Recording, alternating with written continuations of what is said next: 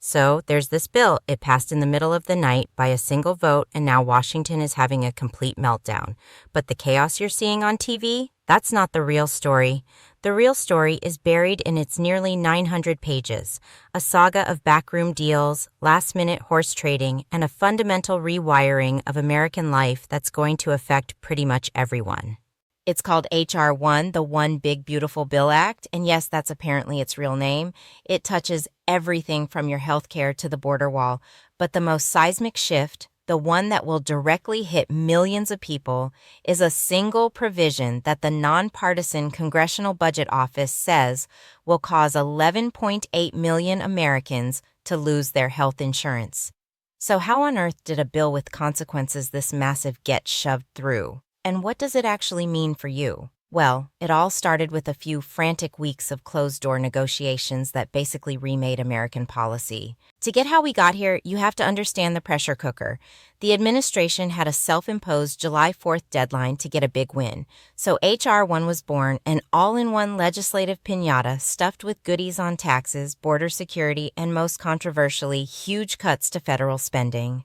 It did not go smoothly. In the House, the vote was a squeaker, 218 to 214. A couple of Republicans jumped ship to vote no with the Democrats, which tells you how much heartburn this thing was causing even inside the majority party. The real circus, though, was the Senate. Using a fancy trick called reconciliation, they could dodge the filibuster and pass it with a simple majority. Even then, it ended in a dramatic 50-50 tie broken by J.D. Vance. This wasn't some clean party line vote, it was a political bar fight. You had moderate Republicans from rural states looking at the proposed Medicaid cuts and thinking, this will shutter the only hospital in my district. Meanwhile, the fiscal hardliners were fuming that the bill didn't cut enough and would, in their view, blow up the national debt. Then you had a whole group of Republicans from high-tax states like New York who basically refused to vote for anything unless their constituents got a tax break. The result was a legislative frenzy. The bill that finally crawled out of the Senate looked like a Frankenstein's monster, stitched together with last-minute deals just to get it across the finish line. At its core, this bill is the biggest shakeup of American healthcare in a generation. The headline number is the nearly $1 trillion cut to Medicaid over the next decade, and they do it with one very controversial new policy, a nationwide work requirement. Under H.R. 1, most able-bodied adults on Medicaid now have to prove they're working at least 80 hours a month. If they can't, they lose their coverage. The Congressional Budget Office, or CBO, is the official scorekeeper, and their analysis is just stark. They say these new requirements are the main reason 11.8 million people are projected to lose their Medicaid coverage over 10 years. Let's pause for a second, because this right here is the real kicker. You've got people cheering this bill on like it's their team in the playoffs without realizing it's their own healthcare getting benched.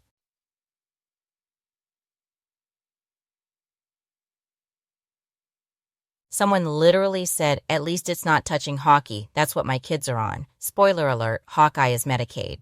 And that's not a one-off. There are dozens of state-specific Medicaid names like Badger Care, PeachCare, Sooner Care, Mass Health. Sounds warm and fuzzy, right? But it's all Medicaid, and under this new law, it's all getting slashed. For children, ACA CHIP, a whole new set of names.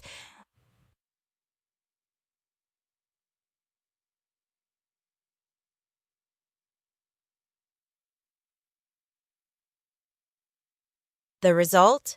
People are unknowingly rooting for a policy that's about to kick their own kids off their insurance. It's not just tragic, it's designed confusion. The bill's authors say it's about promoting work, but healthcare advocates point out that Medicaid isn't just for the unemployed, it's for children, people with disabilities, low-wage workers whose jobs don't offer insurance, and seniors in nursing homes. For someone in the gig economy or working part-time, navigating the bureaucratic nightmare of reporting your hours every month could be a full-time job in itself. And it's not just Medicaid. The bill messes with Medicare and the Affordable Care Act, ACA, too. For Medicare, it expands exemptions for certain drugs from the government's new price negotiation power, a huge win for Big Pharma that could mean higher drug costs for some seniors. For people on the ACA marketplace, it tightens the rules for getting subsidies, making it harder to afford insurance.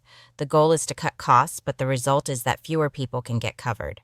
While healthcare gets the headlines, this bill is also throwing a boatload of money at the border. The bill reportedly allocates some staggering sums, around $46.5 billion for wall construction, $45 billion to expand immigrant detention, and another $30 billion for immigration and customs enforcement, ICE. It also introduces a new minimum $100 asylum application fee because apparently the American dream now comes with a cover charge. But here's where the story gets weird. After all this spending and tax cutting, the CBO says this bill, wait for it, actually reduces the deficit by $400 billion. I know, I double-checked too. How? Simple. They gutted the social safety net. We're talking fiscal fitness by starving grandma's insulin budget and giving your cousin's ER trip a pink slip. It's like saving money by not fixing your brakes. You'll pay later, just way more dramatically. The 11.8 million people who could lose Medicaid aren't a rounding error. They're a single mom whose kids are covered by her state's program. They're a 62-year-old who lost his job and needs health care while he tries to find another one. One bureaucratic slip-up could mean losing your doctor. That $50 billion fund might keep a rural hospital's lights on for a while, but when half its patients are uninsured, what happens next? And the temporary SALT deduction fix? It's just that, temporary. It's a Band-Aid on a fracture. This bill chose border walls and tax cuts and paid for them by pulling the rug out from under the people who need health care most, all while calling it beautiful. So the One Big Beautiful Bill Act is officially law. And if you're thinking, wait, didn't they just do a video on this? You're not wrong, but there's always more hiding in the fine print. We're not here to repeat ourselves. We're here to peel back another layer. If you found this breakdown helpful, or at least entertaining enough to pause your doom scrolling, go ahead and hit subscribe, because the next round of spin and chaos is already on its way, and you know I'll be here to translate the political circus into plain English. Stay tuned, stay skeptical, and please, double-check what your state calls Medicaid before cheering the bill that guts it.